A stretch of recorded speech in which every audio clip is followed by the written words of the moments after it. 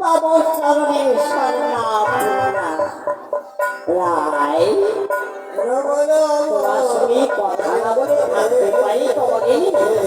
এসরাই ধরি পেয়েছি তোমায় মধুময় বৃন্দাবনে আনন্দ করবো দুইজনে এসো কমলিনী